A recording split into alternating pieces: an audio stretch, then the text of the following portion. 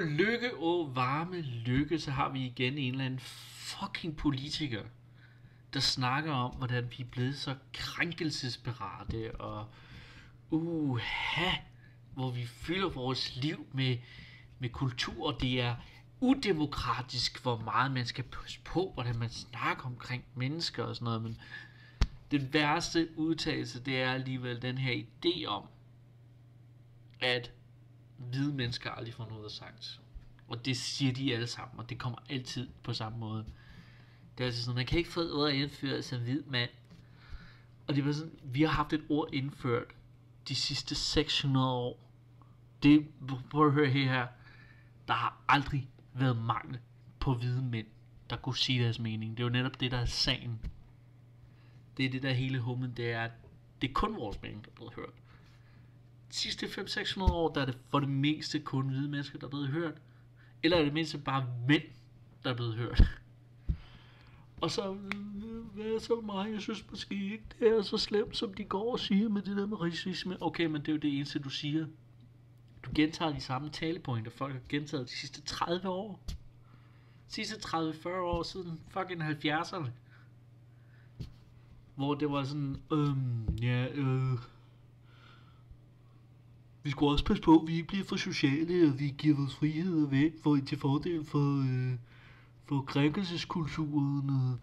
Og det er altid det samme. Det er altid en eller anden hvid gut med et godt arbejde på højrefløjen, eller som i det mindste er ind mod midten, som man siger, som er sådan, jeg synes måske jeg ikke, og så man kan give, og det. Hvornår får vi noget sagt? I har sagt noget de sidste 40-50 år, men I siger aldrig noget nyt. Det eneste I siger er, jeg synes ikke det er så slemt, og hvornår får vi et ord indført? Det er de samme 2 talepunkter. Og det er sådan noget, nu er der kommet LGBT-kultur på universiteterne, og der er alt for meget krænkelseskultur ind på universiteterne, og måske at det er bare bullshit. Måske skulle vi tage og fokusere på de rigtige problemer. Hvilke rigtige fucking problemer? Prøv at høre, den 3. største parti i Danmark, det er Dansk Folkeparti. Et parti, der går på fucking valg på at være fucking racistiske. Nye borgerlige gør sejrsgang. Du har idioter som Rasmus Paludan, der render rundt og vil starte deres egen kirke. Det er jo fucking idioti at påstå, at det her ikke er en relevant debat. Det er fucking idioti at påstå, at det her ikke er baseret på rigtige problemer. En masse af jer går rundt og siger, at det her er problemer, I importerer fra USA. Okay, så måske har vi ikke politifolk, der går rundt og skyder sorte mennesker på gaden. Men vi har stadig alt det fulde Grønland.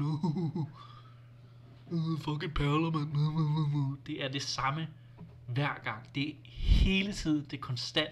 Folk er syge i potten.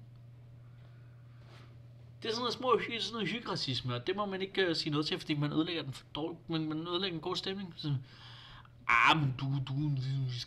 men vi kan også have en samtale, uden at det hele bliver op på et eller andet niveau.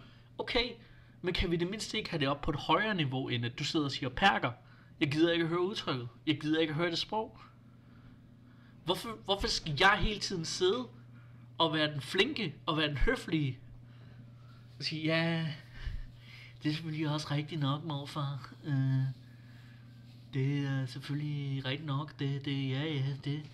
Og det er selvfølgelig også rigtigt nok. Og så sidder der en eller anden idiot og råber op i ansigtet på mig om EU og racisme og kæft, hvor er jeg træt af at høre på jer, som tror, der ikke er nogen problemer i verden, andre end corona og penge, og at vi lader for mange indvandrere ind i landet. Hold kæft, hvor er jeg træt af jer. Hold kæft, hvor er jeg træt af, at folk tror, at så længe man ikke siger nigger, så er man ikke racist. Du er jo ikke, okay, så du er ikke racist, du er ikke fucking medlem af KKK, du går ikke rundt og brænder kors af og hænger folk og sådan noget lort. Men du går stadig rundt og fucking vedligeholder den her kultur, du går stadig rundt og smågriner alt det her pis. Du er stadig i stand til at gøre det trygt for de rigtige racister. Det er det, det gør. Du gør det trygt for de rigtige racister. Fordi det er en god stemning, og det er jo hyggeligt nok, og det er bare hyggeracisme, det er, ja. Ikke også? Ja. Hold nu kæft. Du har sagt noget. Og det du har sagt, sagde mig ikke en skid.